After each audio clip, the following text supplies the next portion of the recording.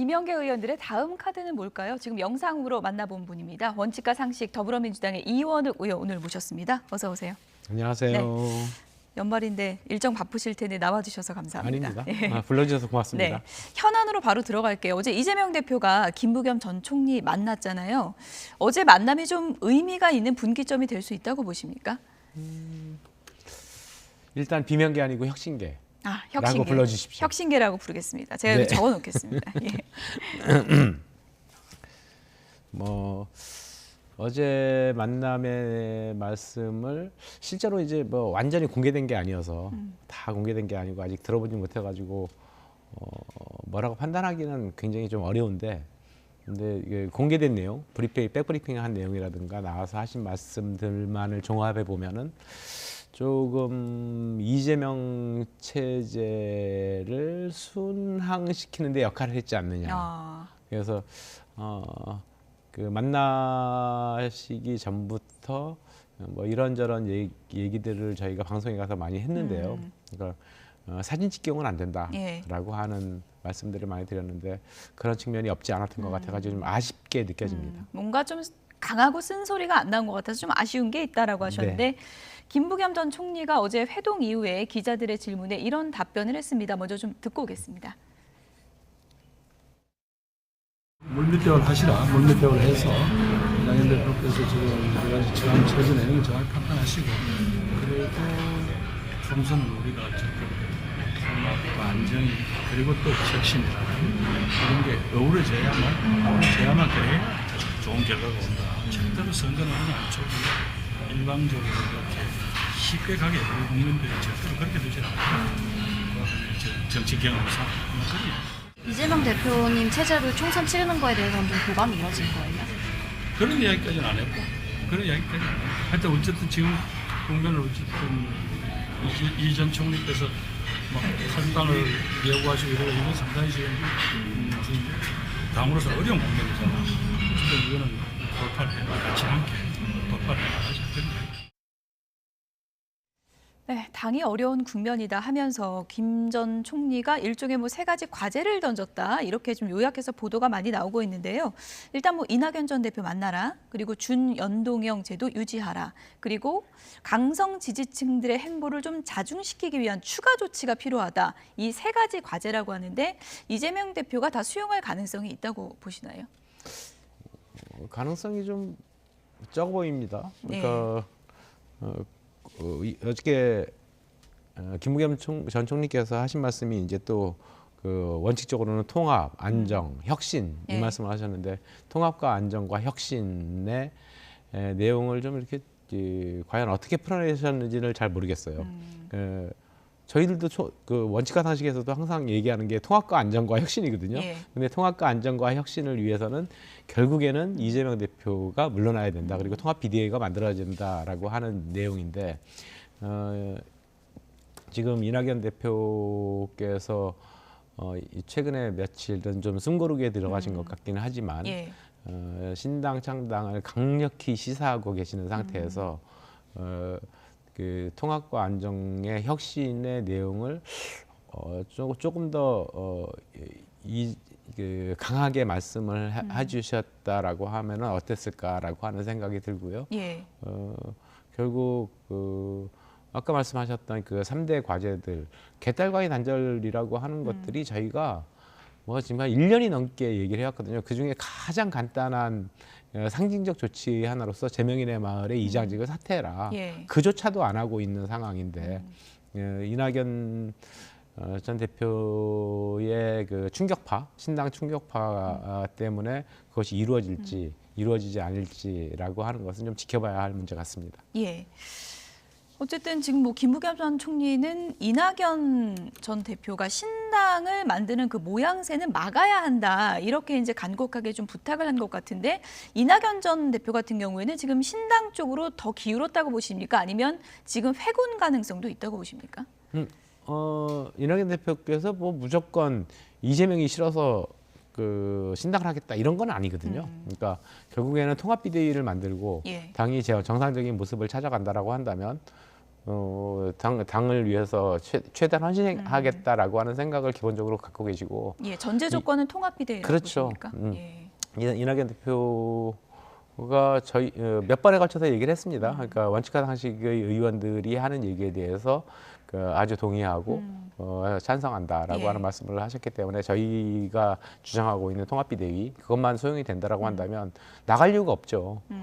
그 진짜 그 부친 때부터 선친 때부터 평생을 민주당과 함께 오신 분인데 그리고 김대중 대통령이 기자 시절부터 그 사람은 진짜 원칙이 있고 절대로 그 거짓말하는 기자가 아니다라고 하면서 극찬하시면서 영입한 사람 뭐 이런 분이신데 어떻게 민주당을 등지고 싶겠습니까? 다만 민주당의 모습이 제대로 가지 못하고 있는 지금과 같은 이재명의 사당화로 완전히 그냥 뭐 질주하다시피 하고 있는 완성되다시피 하고 있는 이 모습이 안타까우니까 그러면 진짜 민주당을 한번 내가 만들어 보겠다라고 하는 그런 생각을 하게 되신 거겠지요. 예, 이제 혁신계라고 불러드리겠습니다. 네, 김영계 아니고 혁신계 고맙습니다. 의원 네 분인데 이현욱 의원님도 이낙연 전 대표 너무 급발진한다 이렇게 표현하셨잖아요. 어떻게 보면 이낙연 신당이 만들어진다고 가상 시나리오를 세워봤을 때 그 신당에는 확실히 선을 그으신 건가요? 어떻게 봐야 될까요? 그렇진 않습니다. 예. 그러니까 지금 급발진이라고 하는 말씀을 드린 이유는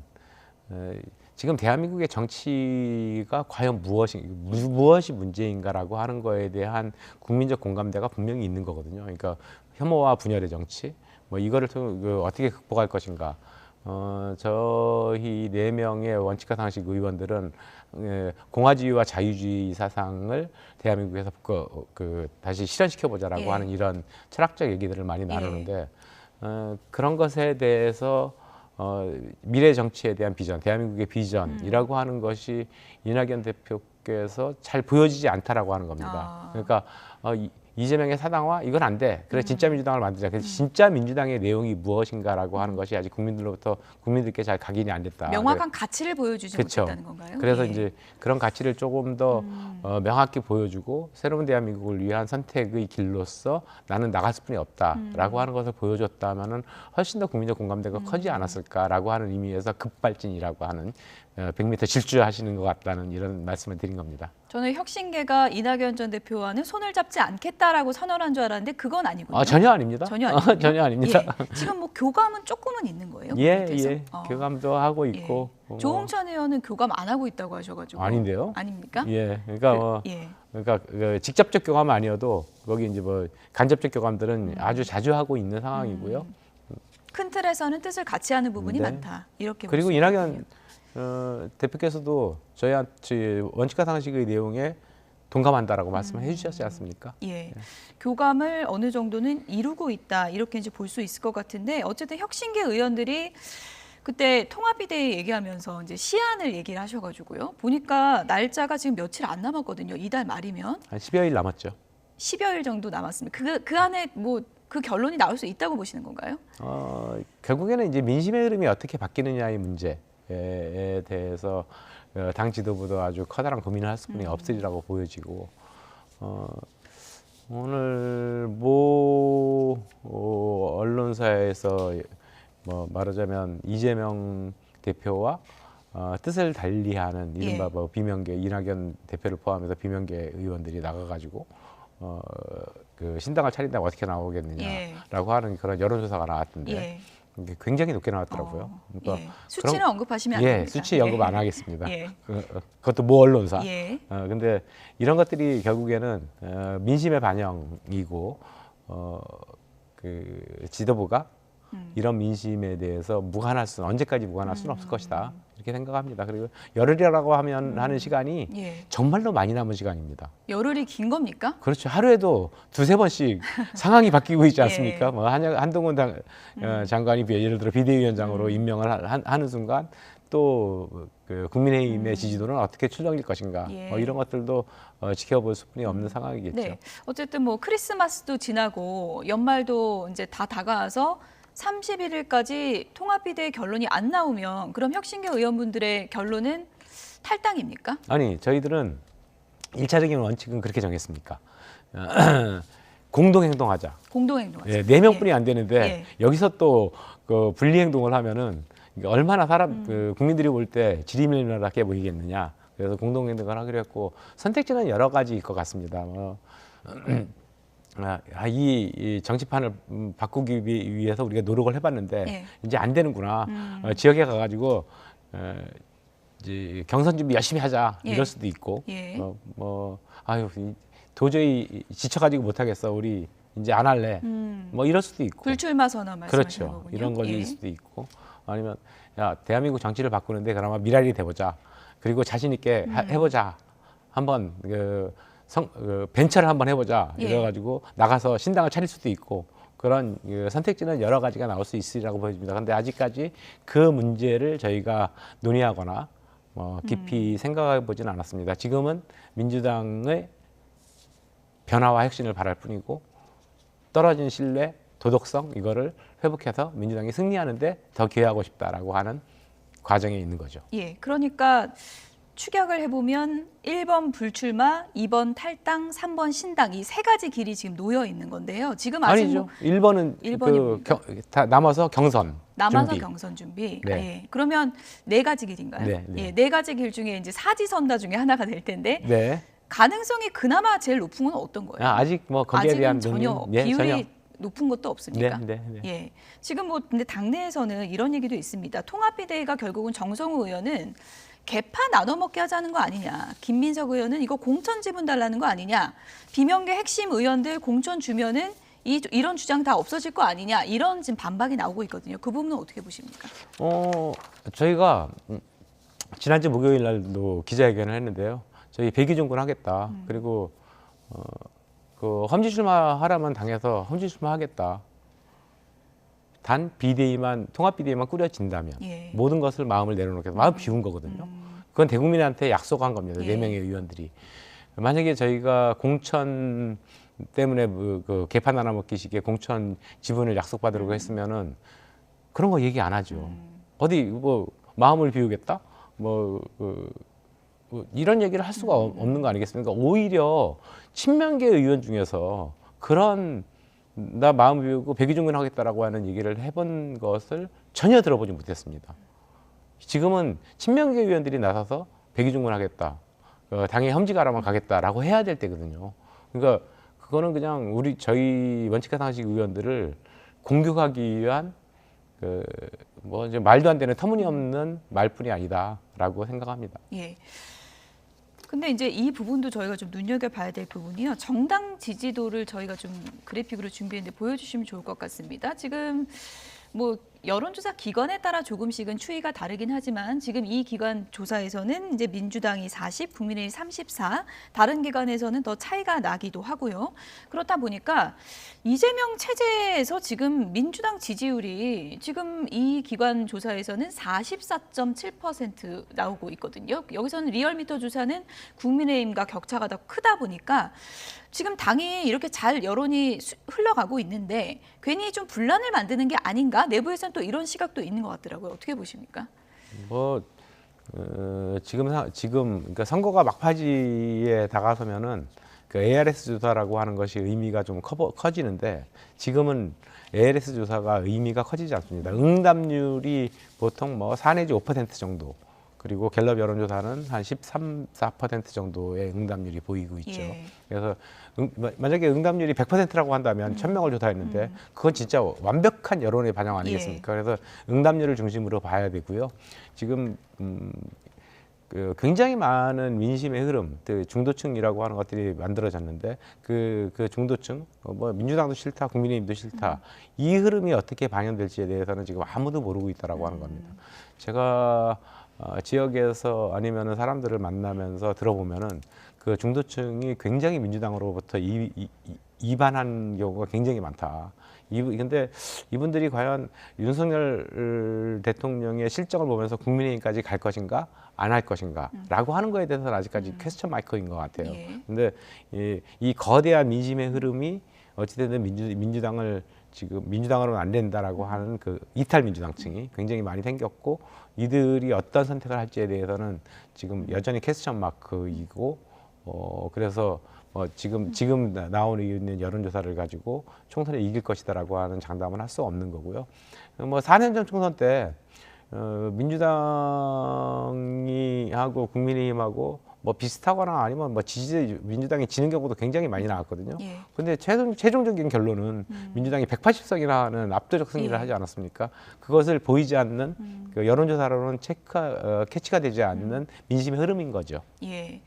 일각에서는 이제 통합비대위 주장과 관련해서 이재명 대표가 지금은 아니고 2말 3초 정도 당대표에서 물러날 수 있다.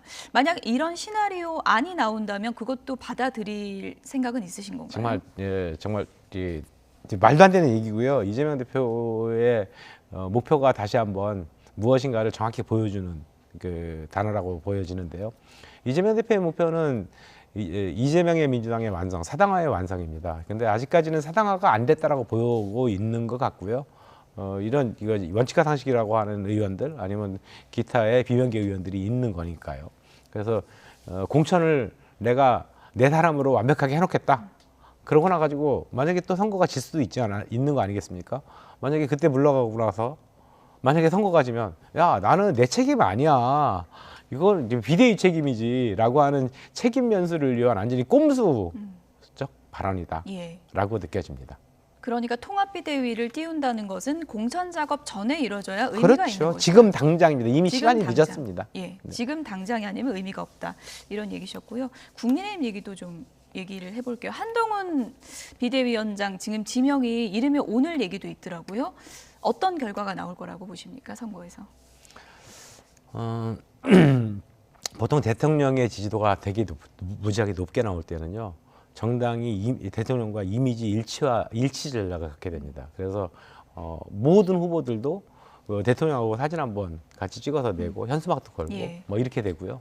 그리고 대통령의 지지도가 낮을 때는 대통령과 이미지 분리 전략을 쓰게 되죠.